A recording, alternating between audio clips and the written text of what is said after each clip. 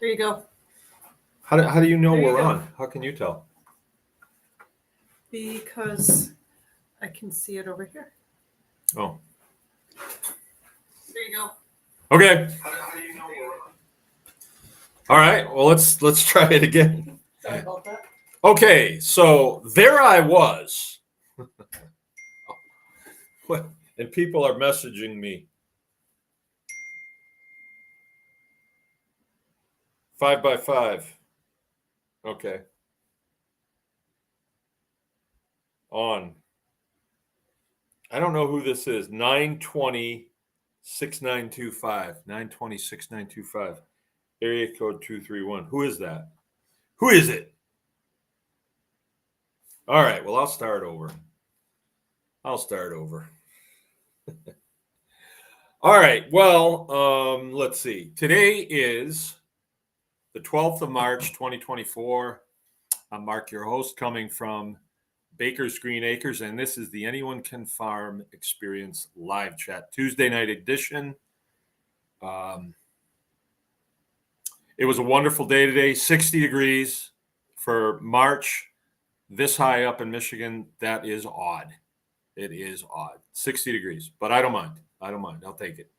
So I had a wonderful day, just a wonderful day. You guys got me now? Can you dig me now? Sounds good now, says the Barn Geek. Inga's here. She says, yep, we hear you. The ghost is with us. Sarah at Hold the Line Homestead. Okay. Wise guy. Can't read lips. Wow. Ballistic is saying you've got skeeters out already. We have them in the house all year long. They come up from the basement. Sounds gross, huh? But we have them. They don't sting you. They don't bite. But we see them occasionally. You see them. Dead of winter in the house. Yeah. We also have Japanese beetles. They look like ladybugs, but I'm told that they are actually Japanese beetles. I hope I'm not offending anybody, but if I am, too bad. Well, that's racist. Let's see who it is. Because I'll add you.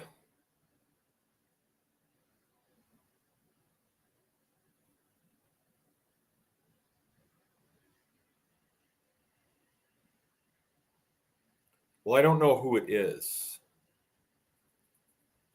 920-6925. Tell me who you are, and I'll know. Okay. All right. So I got some things to share. The title is Gearing Up for Spring. I've kind of discovered some things lately, but before I get into that, I want to let you know that on the 4th of May, we're going to be having our plant day. It formerly was known as the seed swap day. And that's the day we open up the farm about 9:00. We'll have the coffee on, and just a real common area that we have. And if you want to come and set up a table or something and have your seedlings on it, or seeds that you want to swap with people, or if you want to sell them. Jill said that for a small fee, you could have a vendor's spot. I don't know, $10, I guess. I think that's what she said. And of course, you're going to have to bring your own table and stuff. And who knows, you can maybe make a few bucks. That would be good. I think that'd be fun. I think if you go to the trouble of growing a bunch of seedlings, there's time into that. So you should get paid for it. Swapping is always fun. I like doing it here because people leave a bunch of stuff, right? They don't want to haul it home. So I don't buy anything, but I get a bunch of stuff. So it's fun. And we usually have a potluck so you can bring something to pass, and maybe I'll knock off a pig and we'll barbecue it. I probably will. I think that's what I usually do. We're getting a lot better set up now, though. We've got our store is really coming along, and there's a common area in the store where tables will be set up. So if a person needed to go in there and sit, you could. And by then, I should have the chimney all built and the wood stove hitched up. So if it is a cold day, we'll have a warm place to go, and we won't have to come in the house. Not that you can't come in the house, but it's just it makes it harder for the girls if we have to have the house ship shape. If people are coming in, and the house takes a beating. Coming and going. Most of our life is outside and doing things, and we don't spend all that much time in the house just when it's brutal outside or when it's time to fall down. And I kind of like it that way. So the other thing that's coming up, if you haven't been to one of those seed swap days, we're doing it in May so that you can bring seedlings. We used to do it in April, but we had some inclement weather a couple of times. So Jill moved it up to May, and I think it's a good idea because there's more, if people bring seedlings, you can bring them home, and June is right around the corner. You're almost to the time when you'd be putting stuff out. All of us homesteaders should have little greenhouses because it's such a advantage, if you have a little greenhouse. We've got a little one. It's really nice. Boy, on cold days, but sunny, you can go in there and you can peel your clothes right off, and it's just nice to be in there, and you smell the dirt, and there's still stuff growing in there. The stuff grows all winter long. There's kale and other things that have just volunteered. So that's a good day, and we do have a lot of fun. 9 o'clock, and one person leaves. Some of those get a little crazy though, like 9 o'clock at night. It's time for you guys to go home. But if we're having fun, what the heck? And that's really what it's all about, isn't it? That's what it's all about, having fun. The other thing that's coming up is the Mitten Homestead Conference. Mitten, because of its Michigan and people that live here, if you say to them, "Oh, where do you live?" "Oh, I live right up here." Or I live in the tip of the thumb. Like Ballistic just said, we have lots of mosquitoes here in the thumb, right? So this is the Mitten. And all my whole military career, if you ran into somebody that was from Michigan and say, "Oh, what part of Michigan you from?" That's how we say it where I'm from, and where it all began, right, in New England. And they'll say, "Oh, I'm from right over here." "Oh, I'm from up here at the Sioux." "I'm from down here in Detroit." It's kind of funny. You don't get that with people from Pennsylvania, but people from Pennsylvania will say, "Oh, I'm from PA." "From where?" "I didn't know there was one." "Yeah, PA." Oh, okay. "Well, I'm from MA, Mass. I'm from MASS." "Oh, okay." And people are weird, different all over the place. And people from Washington State, they just kind of stare at you. They don't say anything. So that is going to be Mitten Homestead. That's going to be the 17th and 18th. It's a Friday and a Saturday, and I'm supporting that 100% for two reasons. One, the lady that's putting it on, her name is Mina Postman. She called me on the phone and said, "Would you do this?" And that's a big plus to me. You call me on the phone. I think that's how it happened.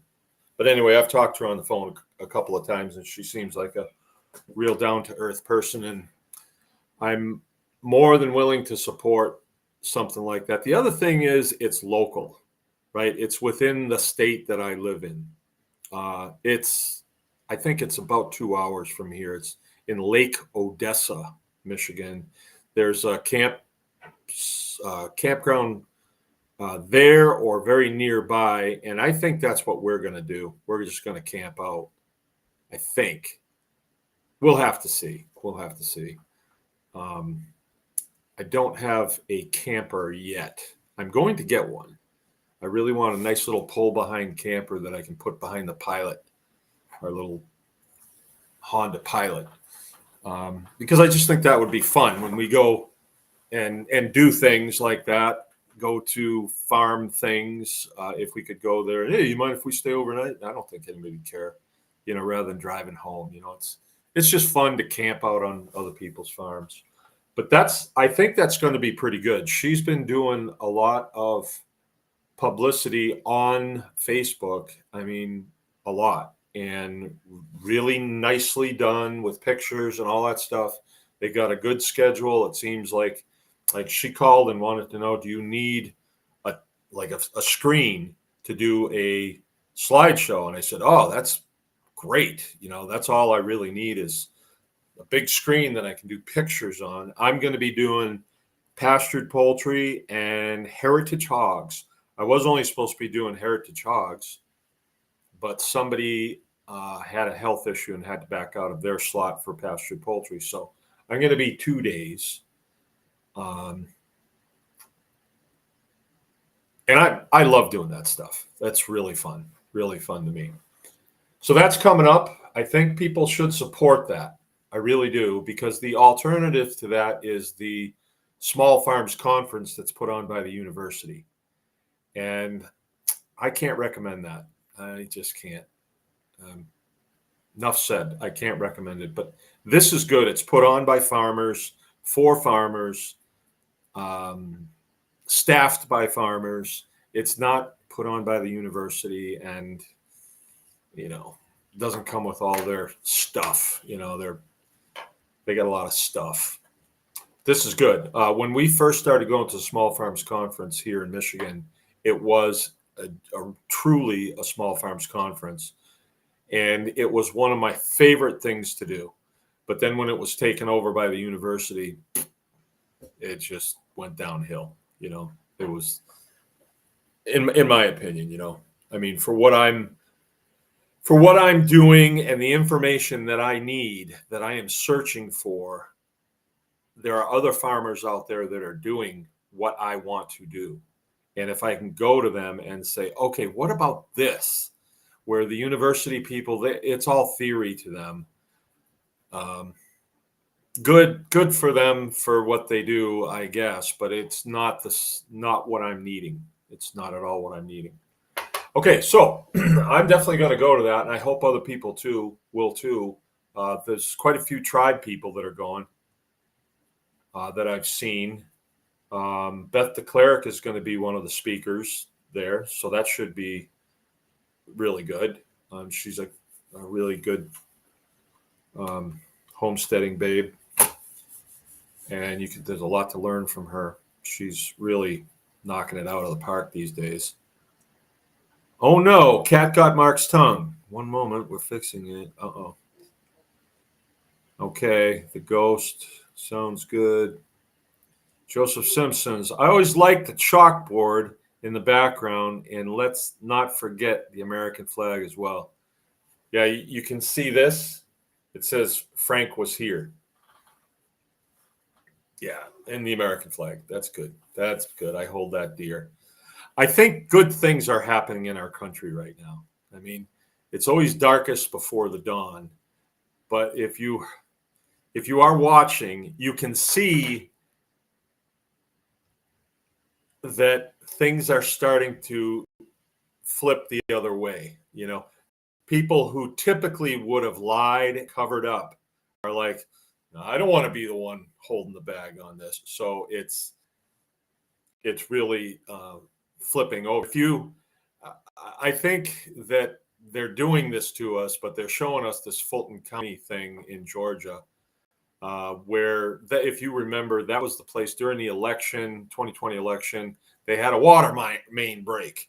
And so they had to quit counting the ballots. We got to stop counting the ballots. We'll resume tomorrow morning. And then when we resumed, Sleepy Joe Biden was in the lead, and it was just, there was a lot of places that did stuff like that. And you got to be stupid to think that there's not cheating from that side, because they cheated every other thing too. And they're so panicked at the thought of Trump getting elected again. And don't get me wrong, I'm not thinking that the key to our survival and the key to our subsistence is one guy that's going to get elected president. However, there could be some breathing room coming. And, then it's up to us to press forward and do what we have to do. And I don't think this time we're going to fool around. I think that we're going to have to press forward with some vigor if we want to maintain this country. I listened to a guy by the name, I'm sure you guys have heard of him. His name's Wrangler Star. And I listened to him last night, and I think his message was, he's not optimistic that that we are going to save the day. We are going to save the day. I mean, if this farm is doing well and that farm's doing well, and here's a group of people that want to do well and they're stepping in the right direction, how can we not come together and do better? All we have to do is better. We have to do better every day. Sharpen the stick every day. Fortify your position every day. So I think we can do that. It's just that there was an element that seemed to be dominating in our country, no matter what, that now they're not. There was like this thing in Fulton County. You know, there was a time when if the district attorney falsely said that she needed all this money to take up a backlog from COVID, and then she winds up giving it to a guy that she's sleeping with who's married, and they start taking trips about every week. They're going all over the world, Aruba and all this place, crazy stuff. I never want to go there anymore if I know she was there. And there was a time when that would happen and they would just throw it in your face, and some judge would say, well, I don't see a problem here. Fine. And the American public just is like, have to suck on it. Like there's nothing anybody can do because it's so corrupt all the way down. But now you've got district attorneys from neighboring counties coming, hey, I want to testify. I got something to say here. And you've got all these commentators on YouTube. A lot of them are black too.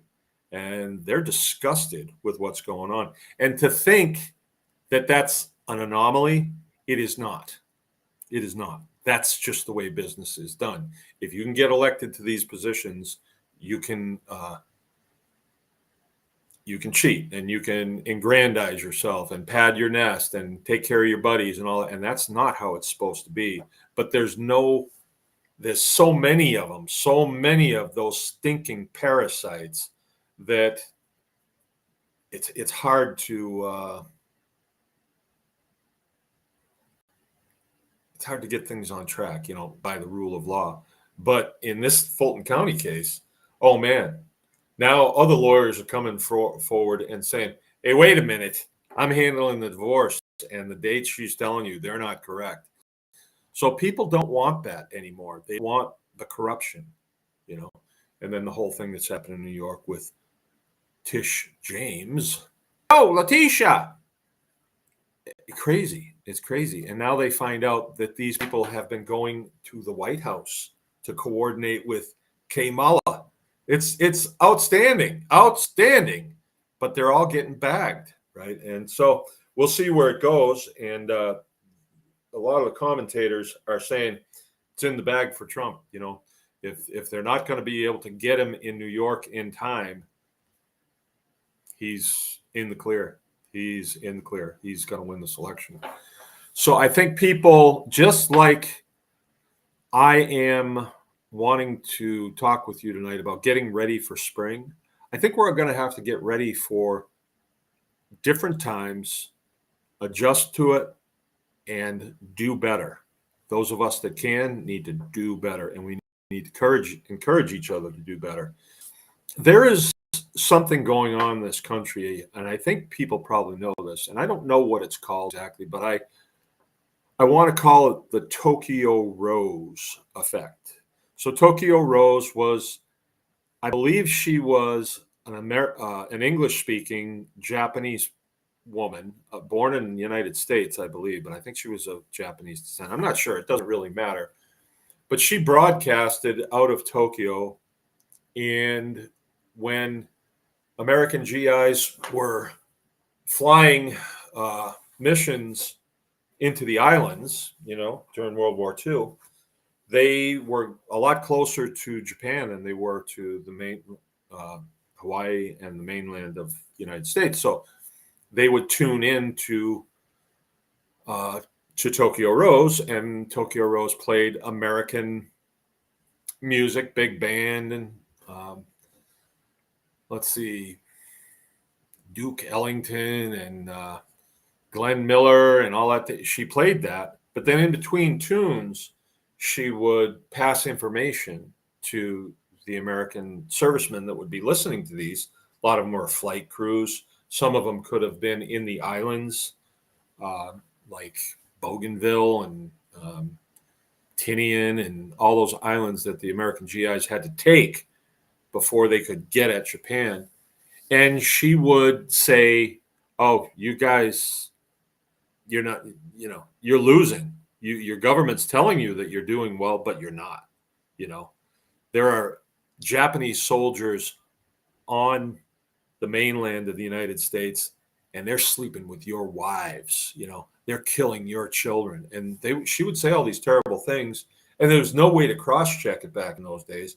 But most GIs were kind of like, "Yeah, I don't know, Shannon," but it did have an effect. And in an all-out war, you have the minister of information, the minister of disinformation, the minister of tanks, the minister of aviation, the minister of ground army, marines.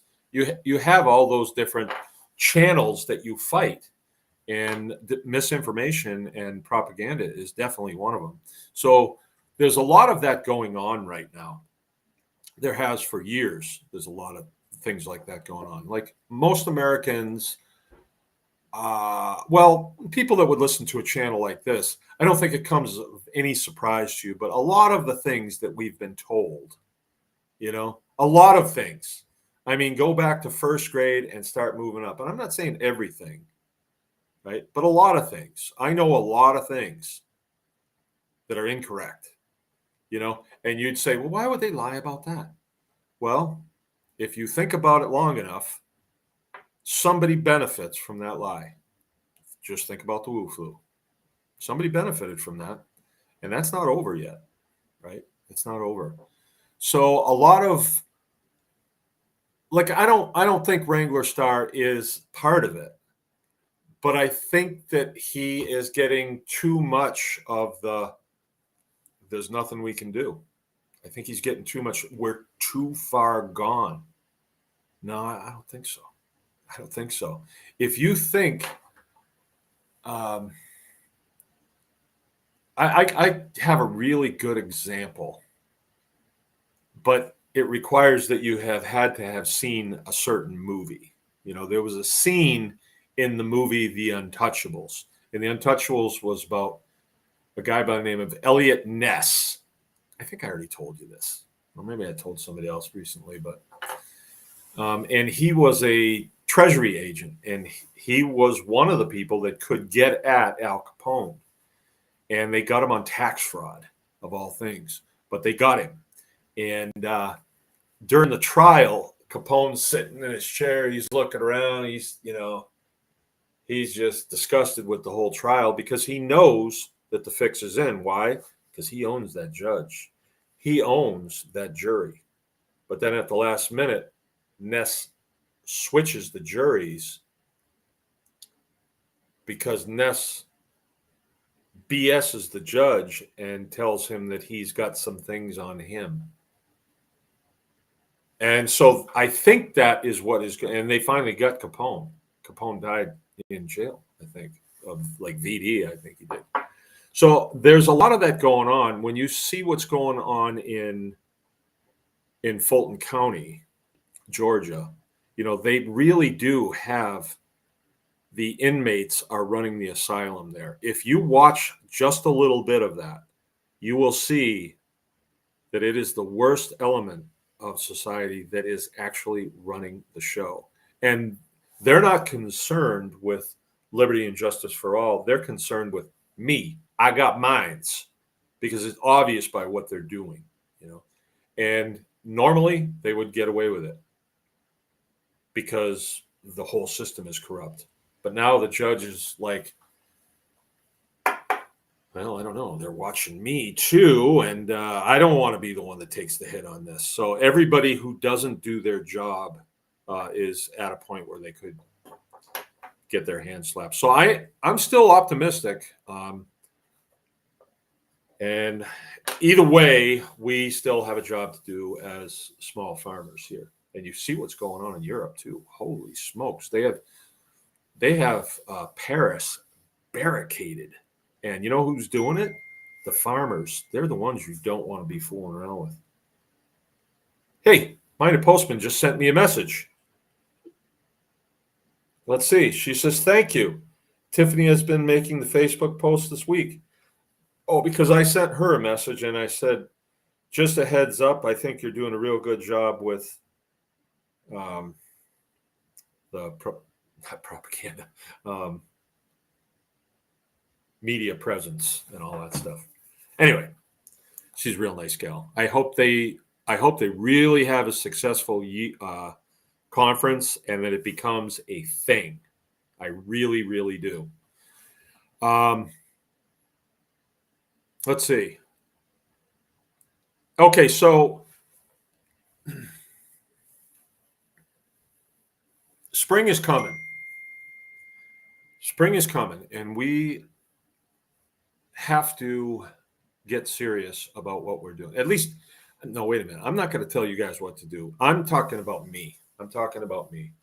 I've discovered something lately. I've gone through like a metamorphosis, right?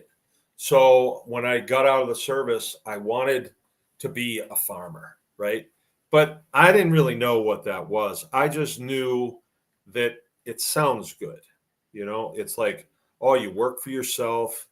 You're outside all the time. You get to make things and fix things and be with animals and stuff. And the business that I was in before, it wasn't like that. It was really the military is a killing business, and it kind of trickles down to all levels. It's like we're not here to be nice to each other.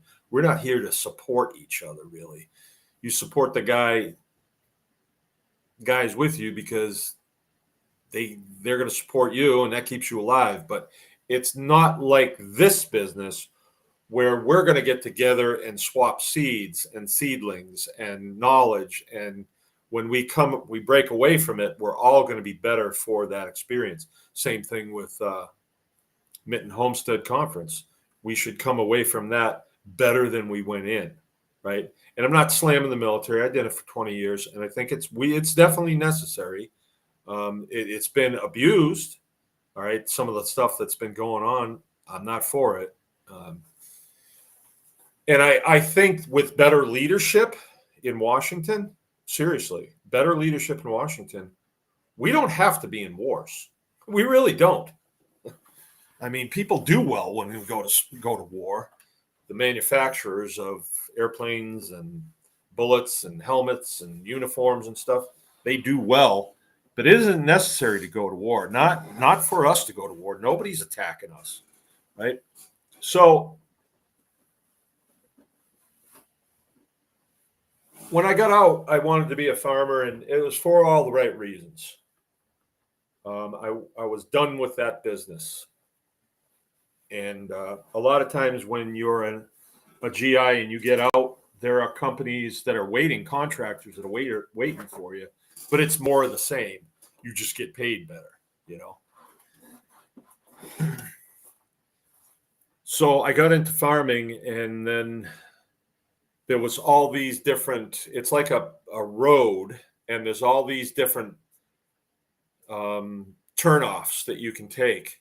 And if you're new, you don't know what you don't know is the thing. You don't know what you don't know. And I've told you, one of the first turnoffs that presented itself to me was, oh, there was a guy here locally, a friend of my wife's, and when she used to babysit for them when she lived here, and he was like, hey, how would you like to get into raising hogs commercially? And I was like, oh, that sounds pretty good. What do I have to do? Call this guy. So I call him, and it's a hog lobbying group, really is what it is. Let me open this door. It's getting hot in here. And what they do is they put in hog houses. And so I would have these great big hog houses on the back of my property, and then I don't own them. I'd have to borrow the money, and the USDA and Greenstone. Oh yeah, we'll loan you money for that, right? Because they're kind of in on the whole thing, and then they're not my pigs. They're Hyleen Pork's pigs. They put them in, and then I'm the guy that just makes sure the water's on and the fans are going. Fans, you say? Yeah, fans, because these hog houses are over a pit, like a foundation. So when the hogs manure, it goes down into the pit, and they fill it with water. So this manure is in a slurry, and they stink. Hog houses stink if you've ever been near one, really bad. And my job would also be to spread the manure. So I would have to have a big tractor and a pump to pump the manure into a spreader, and then I got to spread it. So then you got to negotiate with other farms like, hey, can I spread this stuff on you? And it's way, way worse than. So anyway, that was one of the things, and it presented itself, and it was like, you can make $60,000 per barn per year. Of course, not until the barns are paid for, and that takes you about 7 years. So then I was like, well, how do I survive in those first 7 years until, well, you probably have to have a job downtown too. But we can set you up with a special phone that you can monitor everything that's going on. And, if something happens and the fans go down, a breaker kicks or something, you'll just have to tell your job that you got to leave for a little while and drive home and, reset the breaker, and you're good to go. They made it sound pretty good, like my employer would be okay with that, but that's not true. Anyway, it was a bad deal, and through the grace of God, actually, that didn't happen, and it was a good thing. And then there were other things that came. There was all kinds of other things that came, and anyone can farm came along the way, and it seemed like, well, maybe that would be a good thing to do. We would just be like an educational farm. And I don't know, parts of that, I like it as a facet, but I don't want it to just be a make-believe farm that you make your money off of showing people what you're doing. It sounds good, but no, what we do here is we raise animals, we milk cows, we do the thing, and then we trade that for dollars, other things too, but I have to have enough dollars to make ends meet around here, make a living. And we're doing that. I mean, you can do that. There is a market for the things that we're doing. And some things are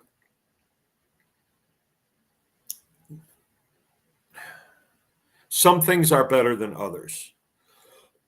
Here's an example. Like a lot of people, because I'm raising Mangalitsa pigs, they've got into raising Mangalitsa pigs too. You see these pages like on Facebook, and people just great guns going into Mangalitsas, and they even they'll be doing it for their first 6 months. And here's a guy that's been doing it for, I don't know, 10 or 15 years, and they will slam you like they're experts.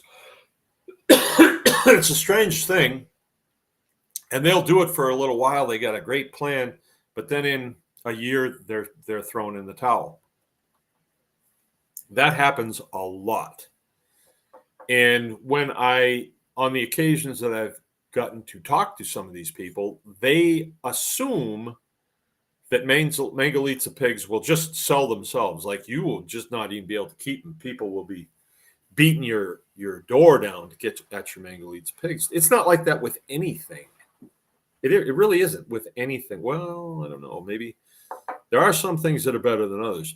But the key that we've found is if you can process that pig on site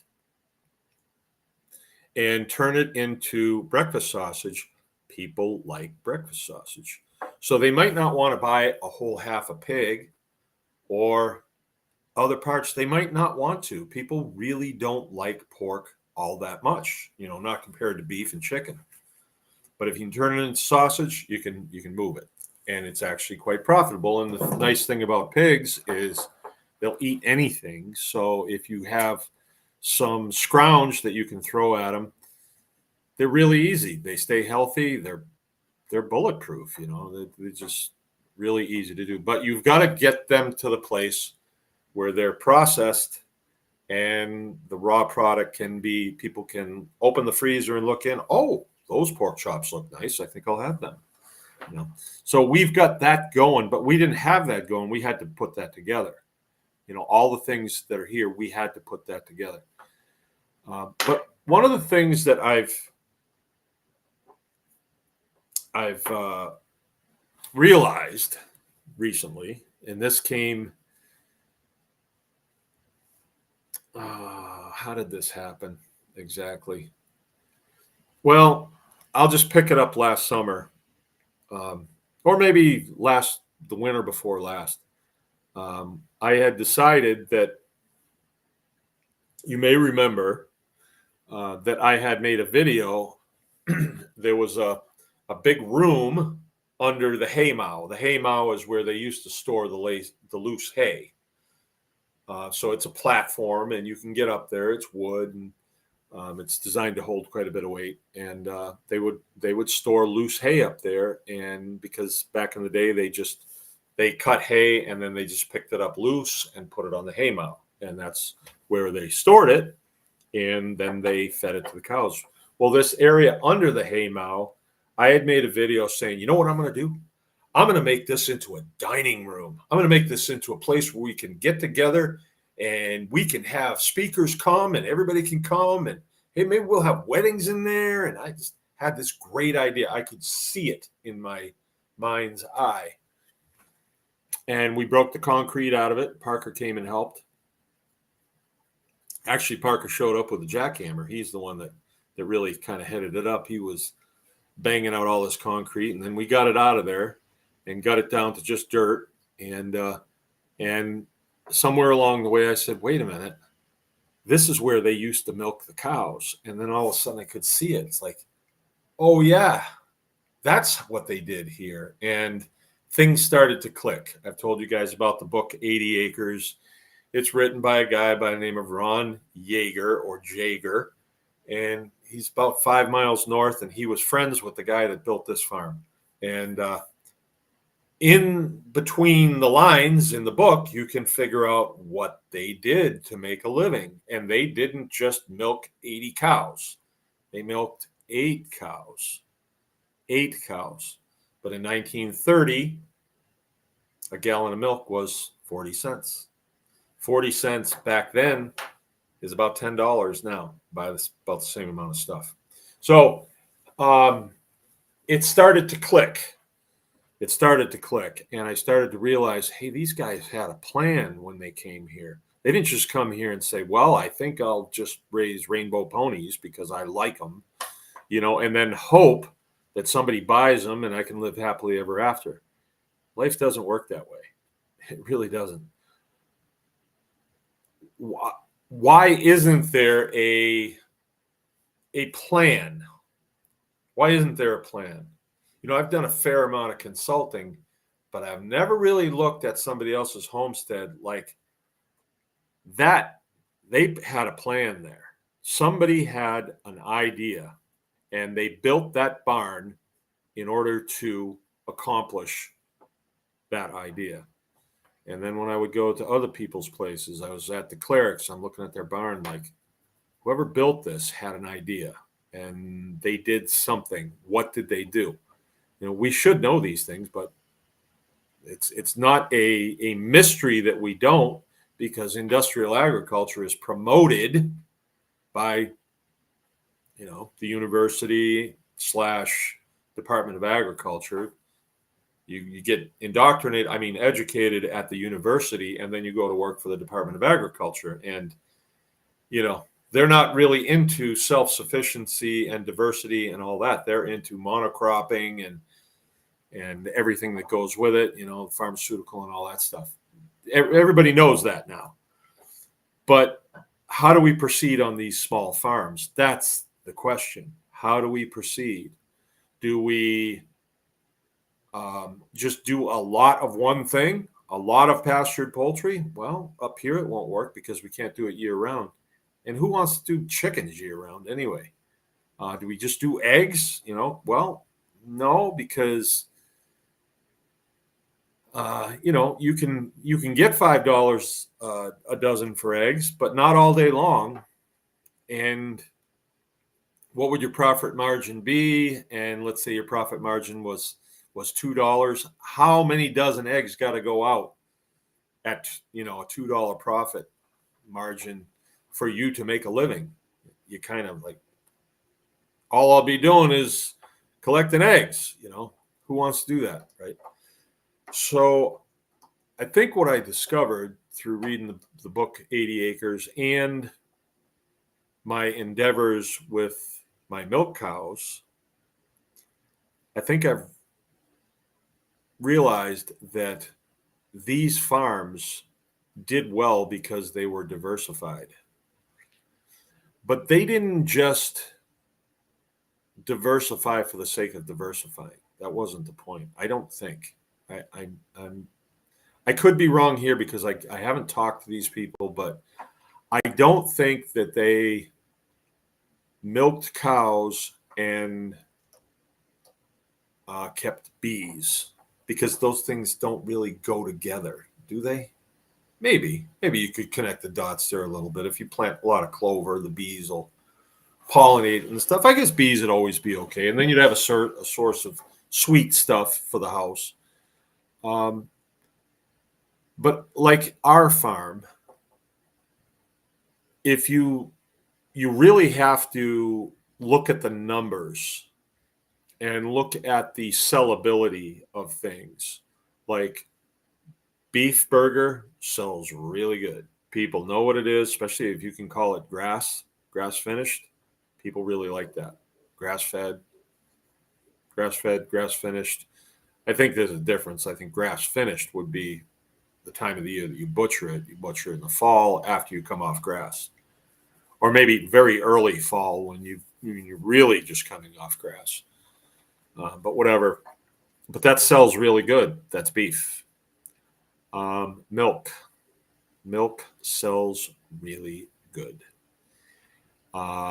I've been kind of taken to the woodshed a couple of times. Don't tell everybody to milk cows. Look, not everybody's going to do it. Not everybody's going to do it. But you could. You don't need a whole lot of space to milk cows because hay is cheap. If you wanted to milk 10 cows or 8 cows on 5 acres, that is definitely doable. Definitely. You do it on less acreage than that. You just have to get creative with your rotational grazing, and maybe sometimes you wouldn't be grazing at all. Maybe you wouldn't. You'd just be feeding hay all the time. But that's okay, because you're going to get milk and you're going to get manure. And so then you've got a manure that you could do a composting operation along with it. That would be smart, or a pretty good sized vegetable operation. You can do a good sized vegetable operation on, an acre. You really don't need that much space unless you get into, equipment or illegals, I guess. Then you're up there. But there again, I wouldn't want to rest on a vegetable operation for my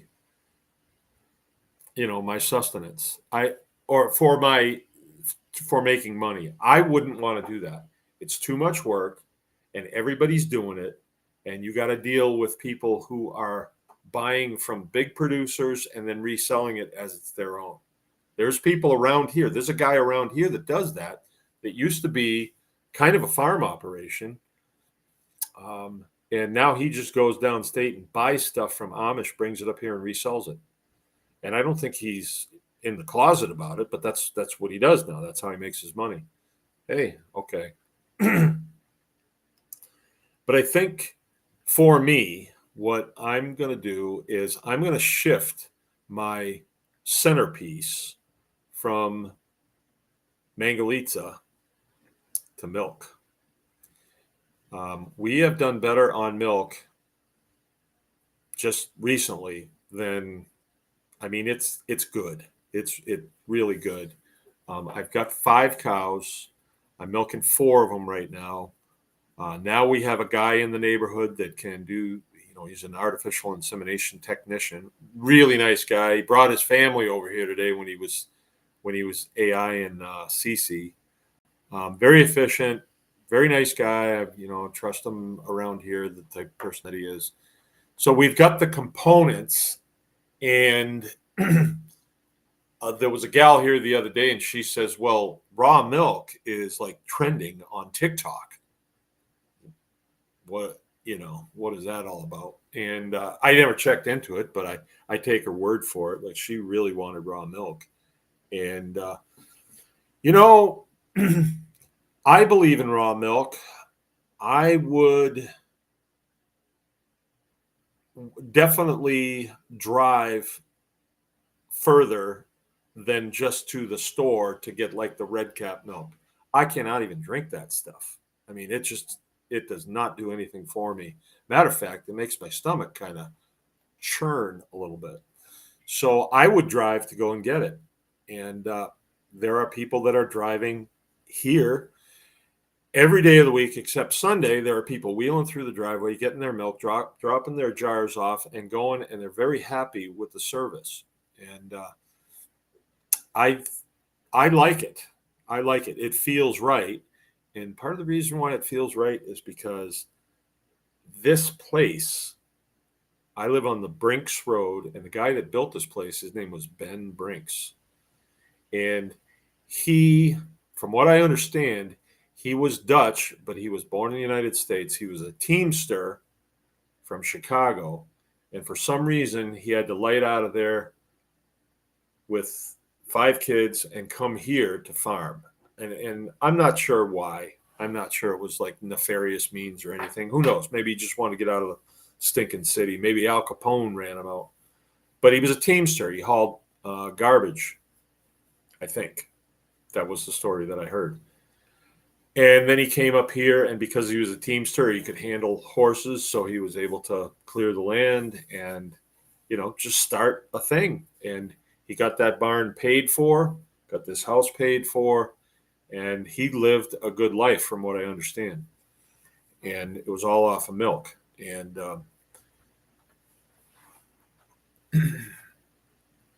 there's a factor here. And I think this factor is going to always be with us, right? American people, we are a good people. We're a trusting people. We do. We trust. And that's a good thing. It is. We're a high trust people. And we are also easy to lie to. We're easy to lie to. So if a person can milk 8 cows and make a pretty good living, a white collar salary, and I don't know what the white collar salary is, but if you can milk 10 and you can make $100,000 off of 10 cows, why wouldn't you do it? You go down the list of why you wouldn't do it. Well, I don't have a farm. Well, I don't have this. Well, I don't have that. Well, let's say you get those things, which it's doable. Lots of old farms around with 20 acres. And you get it. Well, what happens is that, I don't know if it's legal. Oh, okay. Well, see, that is done on behalf of the industrial agricultural complex. They don't want a bunch of 10 cow dairies around. This place where I live, that's all it was 10 cow dairies because people need milk. And there was enough milk for everybody. People were getting what they needed. The farmers were getting what they needed, and life was going on until the greedy people came in and they said, you know what, if we can consolidate these guys and they're all working for us, then we can pay them less. They're just dumb farmers anyway. And so they progressively, that's what they did. If you look at these big, these aggregators of milk from around here, the guys at the top, they never touched a cow. They never even they don't get anywhere near it. They just own, they own the entities, right? And they are filthy rich, and they don't care at all about the farmers, the guys that are milking 80 cows that are having a rough time, and they shouldn't. You own 500 acres of land and you're milking 100 cows. You should be doing well. You shouldn't not be doing well, right? So something's wrong, and it's by design, and it will always be there. It will always be there. So anything that that you can do well with, they're going to run an operation against that, so that you'll feel as though, oh man, I don't want to get in trouble, right?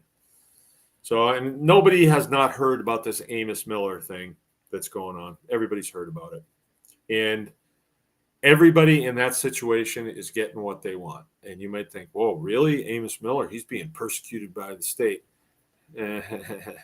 He knows exactly what he's doing. All right. The state really likes it when they're able to run an operation like this and scare a bunch of other people off.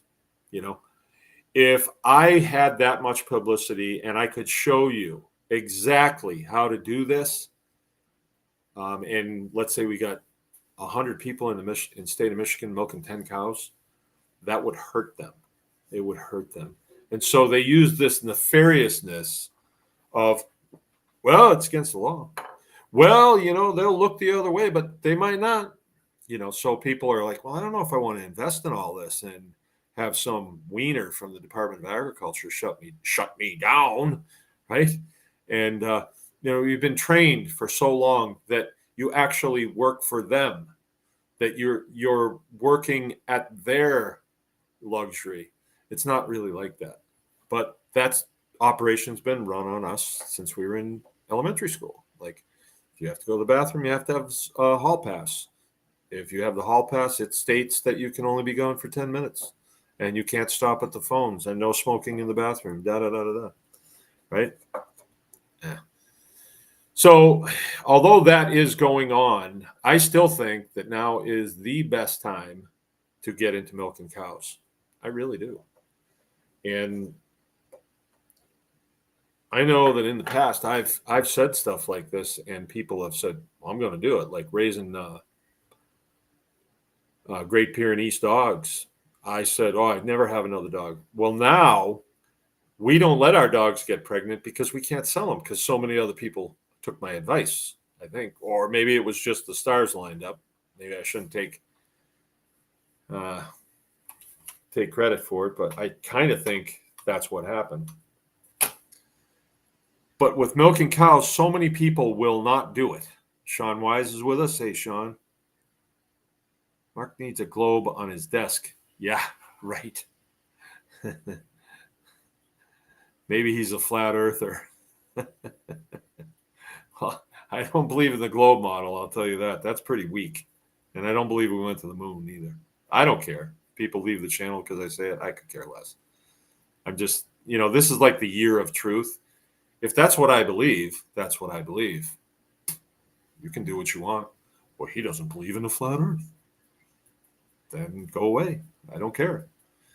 See, none of what I believe has anything to do with your success, except the things that I know how to do, and I've shown that you can integrate these things and you have a pretty good result. Well, that you look at it, and if it looks right and it's working, I would listen to that guy. Like Inga's daughter and son-in-law, they are killing it down in Dalton Township, killing it. And they're on about 20 acres, but I think they really only used the front 10. And they are killing it, right? So, okay. That Kennedy is choosing to venture for the VP. I don't know. I don't like Kennedy. I just don't like him. No, if you ask me who ought to be VP, I think I asked Aaron last week, and he said Kristi Noem, and I said I think so too. I mean, if you get a woman, and Trump likes good looking women, and she's, had pretty good success in South Dakota, there's somebody on the consulting channel that doesn't like her. And I don't know why exactly, but she seems to have the right stuff. Aaron says, we are winning on multiple fronts, from banking to sports, entertainment, courts, culture, etc. The elites are about to be overwhelmed on all fronts. Right on. I love the way you say that. I love the way you say that. TB says, thanks for sharing your impressive knowledge and insights. You are appreciated, sir. Thank you. Impressive. Thank you. You know what? I just put one foot in front of the other. I really do. I'm nothing special. I'm really into this. I like it. It's sort of my hobby.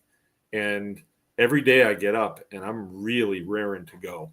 And that I'm very fortunate in being like that. And the further I get in, the easier it seems. I have help now. My two youngest boys are. I'll tell you what happened today. This is food for thought.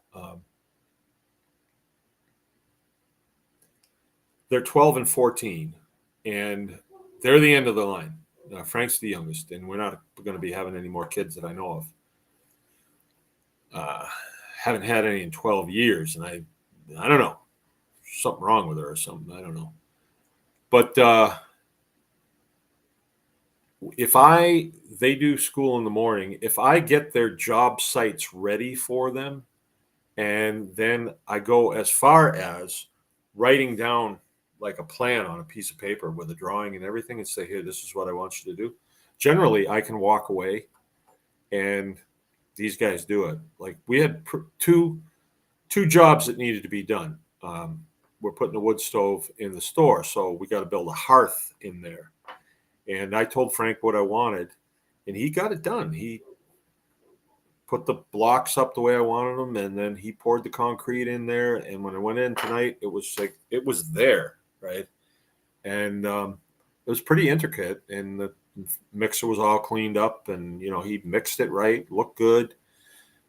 We had some poles on our hay barn that weren't quite straight. I don't know how that happened exactly when we built it, but they needed to be straightened out. And I told Jim what I wanted him to do, and I went out there and he had them all straight. Just so I got guys helping me now, and I'm able to share with them that we could really do well on this farm, with the milk operation and everything. And that is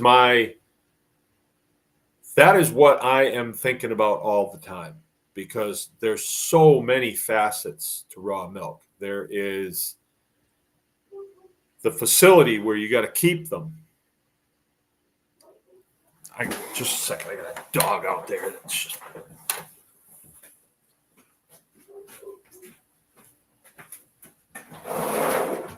Enough.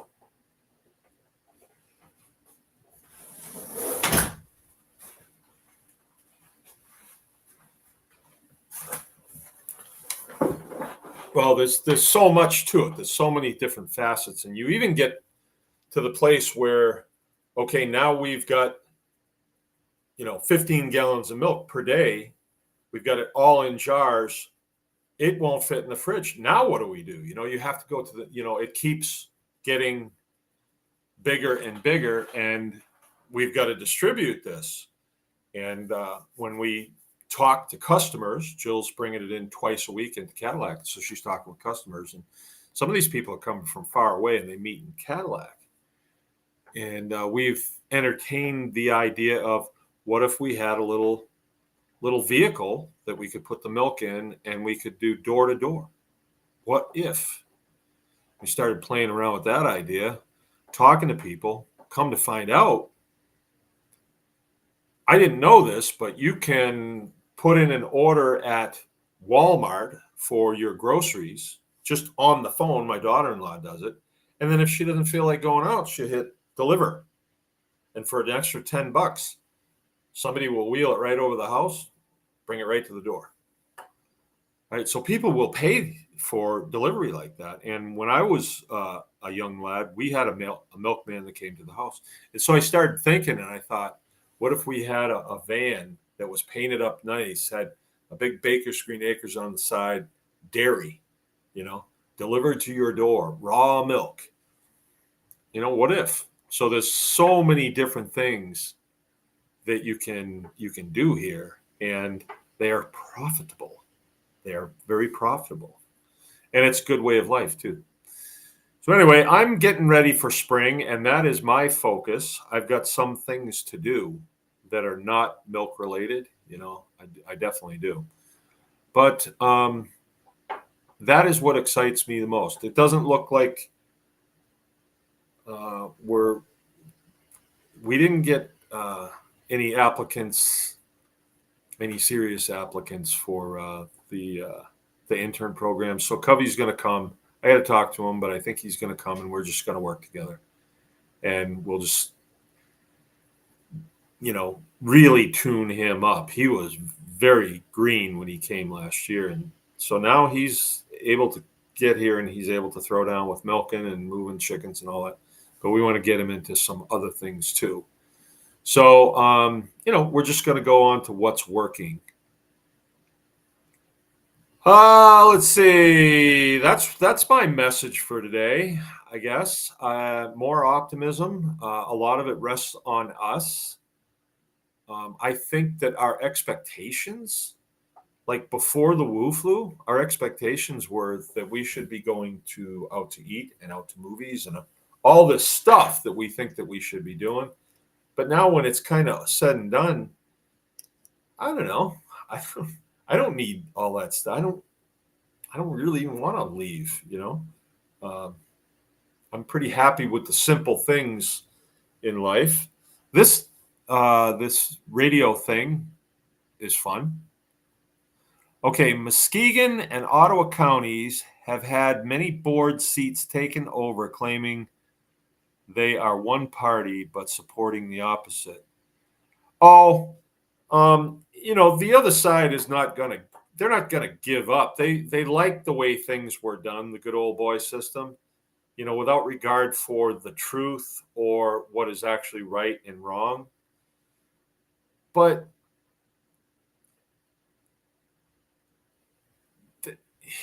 you know, it takes cohorts to do that. And when okay, generally these people that operate like that are not courageous people. So if there's a chance that they're going to get themselves in a real pinch, they don't have the courage to do it, right? So like at the county level, when you have corruption there, they're ripping off their fellow county members that don't know any better, right? And they can do it day after day after day, and they don't have any remorse. That's the type of people that we're talking. But there are good people that work at the county level that now it's like, hey, you can't get away with that anymore, you know, and you know, we see what you're doing. So I think we're coming to a time when things are going to be done a little bit more above board. All right, Keith's with us. David Duncan smells like money. What was I saying? It smelled like money. Must be milk and cows. Yeah. Oh, mine is with us. Right on. Sausage and bacon are the only things I really want from hogs. And lard.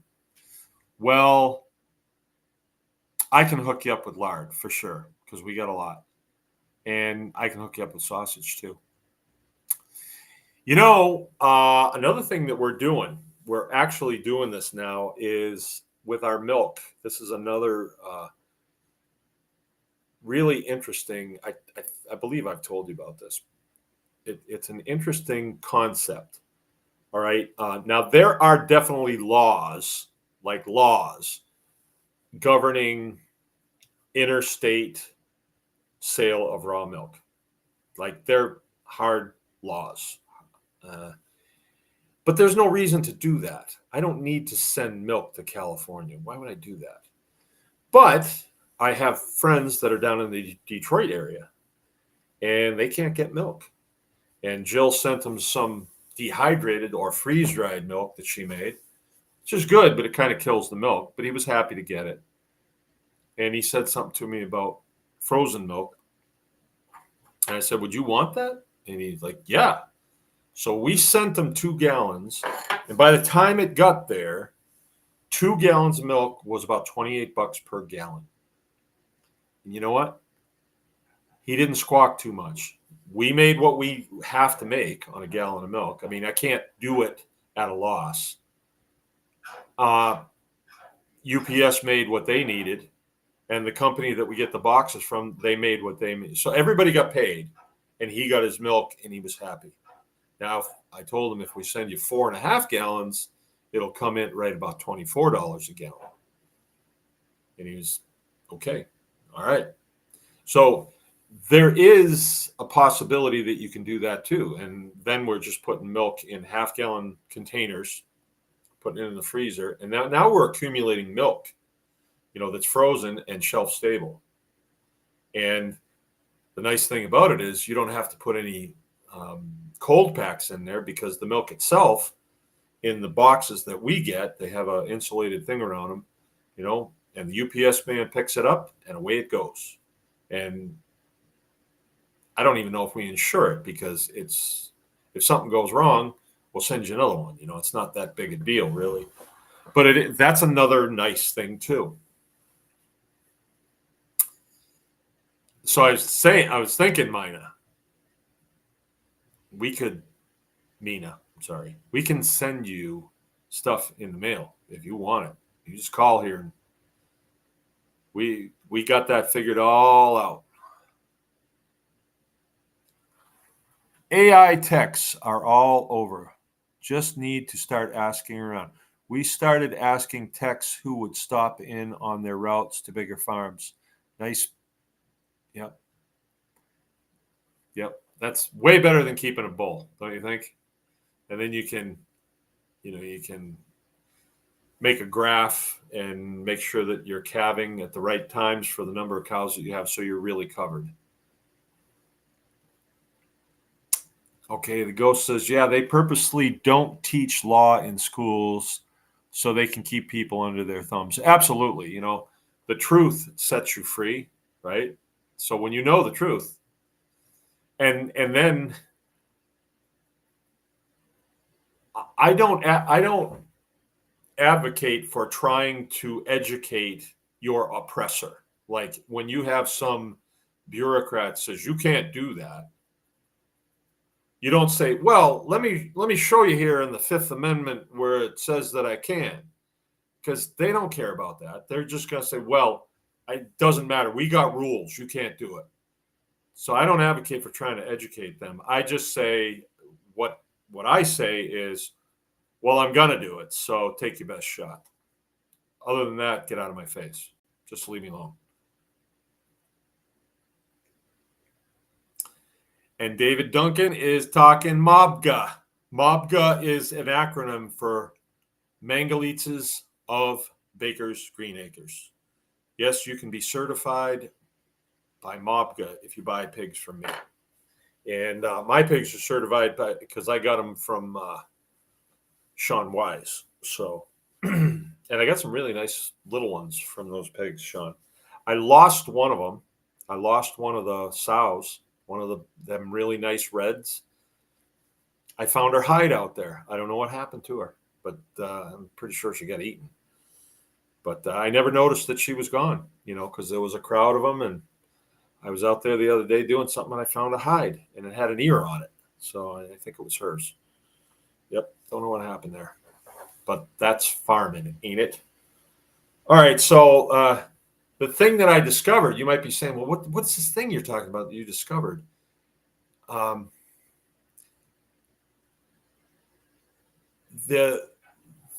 The weaving of all these processes together, and there is a balance. There is a balance. So when I tell you that, and I don't think my centerpiece is going to be Mangalitsa pigs anymore. I don't think it is. I think it's going to be milk, because there's a good market for milk. will I have no pigs? Oh no. You have to have pigs because we have a chicken processing business that's really doing well, right? So if I didn't have pigs, what would I do with all those heads and feet and guts? What would I do with all that? I suppose I'd have to have a guy come with a truck and take it away that I'd have to pay. I don't want that. But do I want to raise, 150 pigs on the farm?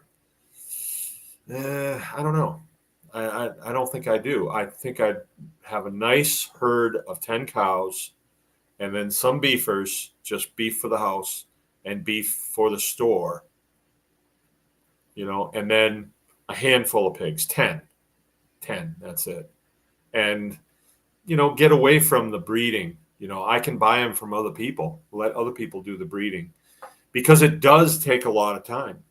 Pigs take a lot of time. The feeding takes a lot of time and it's expensive too. So in pigs, I do well with pigs because I have a junk bred contract.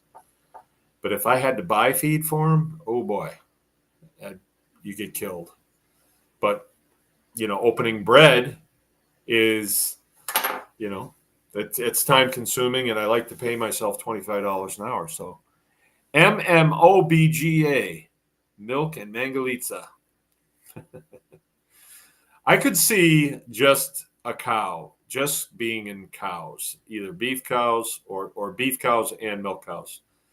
My milk cows are really nice. They're cooperative. They're nice. They like me. They're pretty easy to keep. They're just nice people to have around. Pigs, they don't care about you. Matter of fact, if you fall down in their cage and hit your head, they will eat you. They will eat you. So I don't know. They're not my favorite. And another thing too, like if I go to the freezer and I'm like, oh boy, I'm hungry. I'm gonna get up.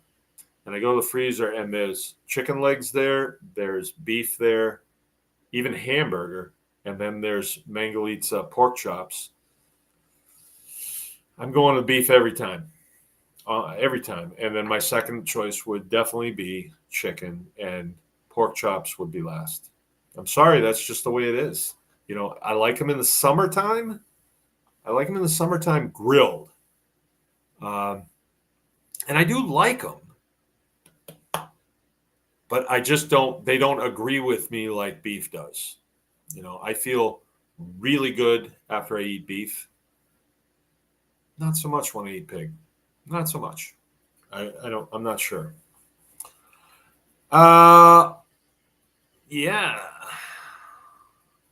Says, good thing we have certified old line Mobgus swallow belly boars.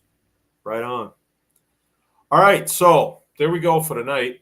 There is no consulting call tomorrow night. We're every other week.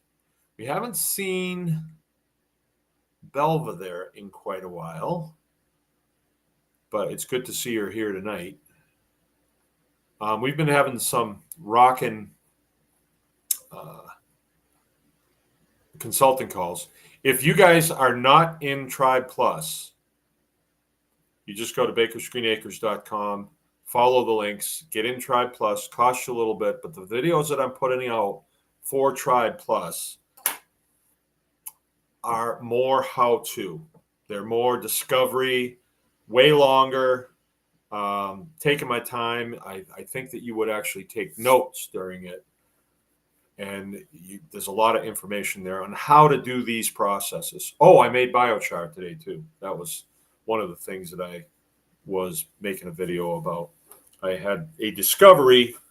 I had a different configuration on my barrel for the burn that I did yesterday, and I didn't get as good of results. So I made a video about it, and I think I explained why the results were not as good. I still got a good jag of char. It's just that it was still hot when I got in there this morning. And I explained in the video, I dumped it out and I didn't have any water up there, and I could see some embers in it. I went down to the shop, maybe 4 minutes to get a bucket, fill it, and get back. And when I got back, it was blazing. Right? There was a little bit of wind, and that stuff burns. Boy, does that stuff burn. Okay, I think we're going to call it right there. Appreciate everybody coming by. If there's anything else, I guess I will hit the trail. We will see you next week. Get out there and join up Tribe Plus and get your tickets for Mitten Homestead and put the Seed Savers Day on your calendar. All happening in May. All right, good night. Remember, anyone can farm.